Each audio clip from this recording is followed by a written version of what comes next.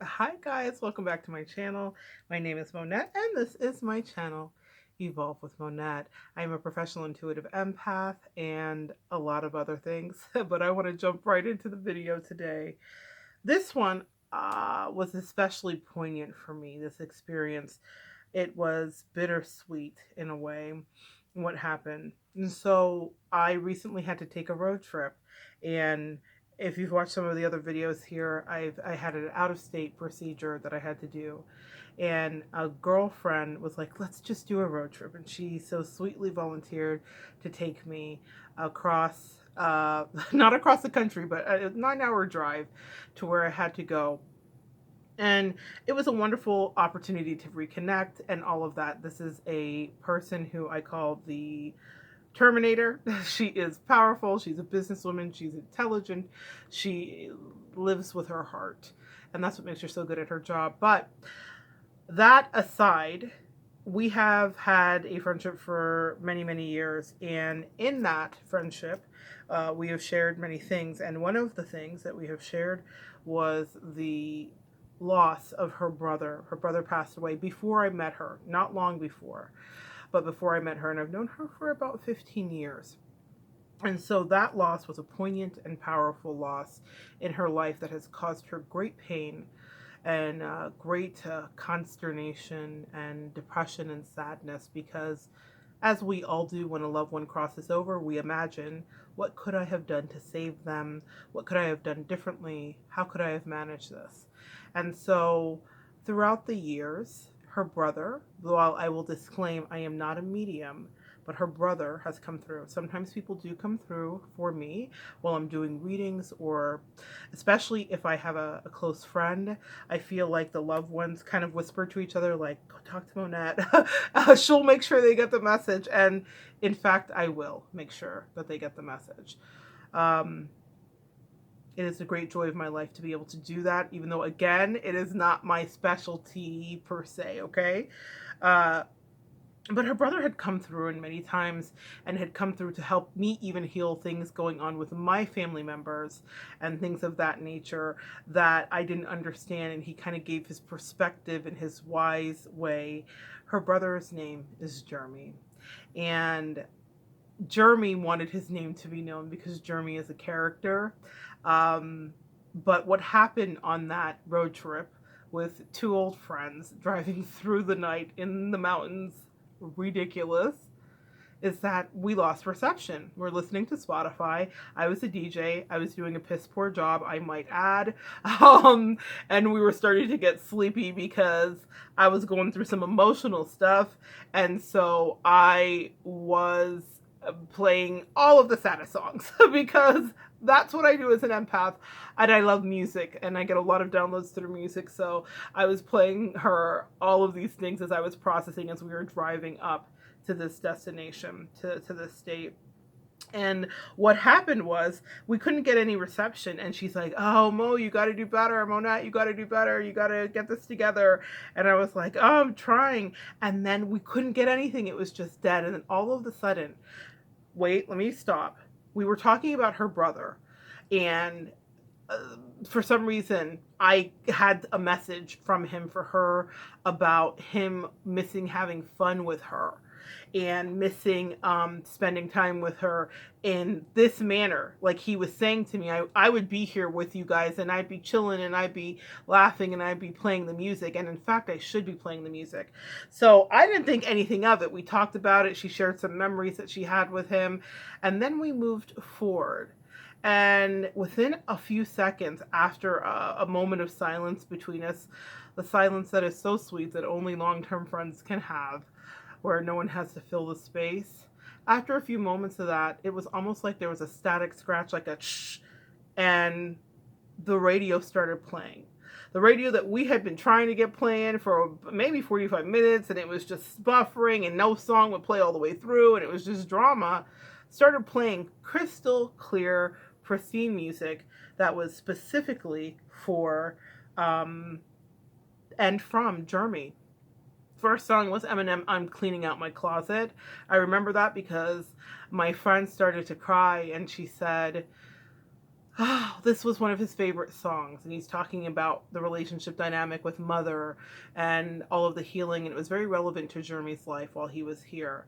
And then one after another, he cranked out songs with crystal clarity, and each one she told me the story to. And we were happy, and we laughed, and we danced, and we sang, and we drove into the night, and Jeremy was with us. And he was with us till we got to our destination, and it was light and funny, and it was the first time I'd seen my friend be happy about his passing. Sometimes when we're in a grief, not happy about his passing, excuse me, I don't want to misspeak, but be happy with the memory of him since his passing. Pardon me on that. Sometimes when we're in the state of grief, guys, we don't even realize that we are incubating and holding this person in a certain space, and they have evolved and learned other lessons, and they want us to understand that they have learned those lessons and that they are ready to not only move forward, but they want to be remembered fondly. Jeremy comes and visits her daughter. Her daughter happens to be my goddaughter, and she talks to him and sees him and draws with him. Jeremy was an artist, and he was a writer, and he was a really connected, deep soul for a young man, I think. And he had his demons like we all do, and that's what I loved about him. I have had an opportunity to read his writing, and he was a poet, and I feel a little teary as I'm thinking about him now.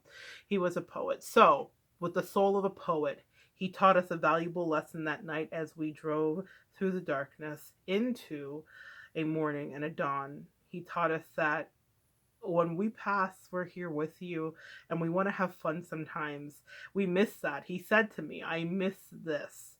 I miss laughing and riding around in a car. And Tabitha told me about how they would ride around when they were teens. That's what we all did, in our small towns. And he said he missed it. And so he came along for the ride. And for that night, Jeremy was the DJ. If it didn't happen to us, I wouldn't believe it, because maybe I would believe it, but maybe myself of 20 years ago wouldn't have believed it. But it happened to us. We couldn't get anything to play. He came through and he took over, and there was a connection to every single song for Tabitha. And I feel so powerfully that we have an opportunity to experience and elevate our memories of our loved ones who have crossed over. It is not an easy task to do. We are dealing with real grief. But what I heard from Jeremy that night, and what Tabitha heard from Jeremy that night, is that he is still mischievous and flirty and funny and doing his work, and that he loves his sister so much. They had a very special connection. And he came through with all of his colors, all of his brightness, all of himself, where there was no shame and no fear and no repression and no hatred of himself or his body. And he got to be in his best form. And he wanted her to know it's okay to enjoy me this way and to remember me this way. It doesn't always have to be sad. So for my friend, if you're watching, I adore you. I adore you for what you did for me. And for Jeremy, I know you're here. Thank you for the help you've given me.